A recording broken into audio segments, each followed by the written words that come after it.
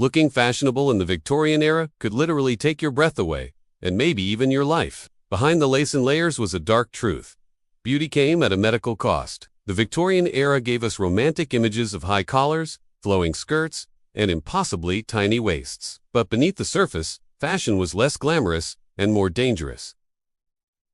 At the center of it all, the corset. Women wore them to cinch their waists into the ideal hourglass shape. But to achieve that, corsets squeezed the ribs, lungs, stomach, and even internal organs. Some were so tight, they shifted the liver downward, compressed lungs, and made it nearly impossible to take a full breath. Doctors of the time even coined the term corset disease, a catch-all for symptoms like fainting, indigestion, poor circulation, back pain, and sometimes fractured ribs. Sounds fashionable, right?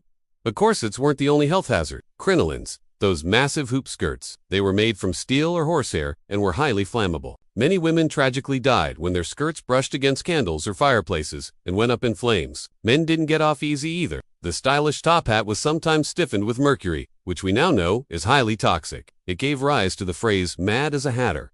And tall, starched collars. They were so tight they could compress the carotid arteries, earning the nickname father killers. Even beauty came at a price. Victorian women used lead-based, face powders, arsenic wafers, and belladonna eye drops, all of which had toxic or addictive side effects. So while we admire Victorian fashion for its elegance, it came with a steep cost: bruised ribs, poisoned skin, and sometimes death by design.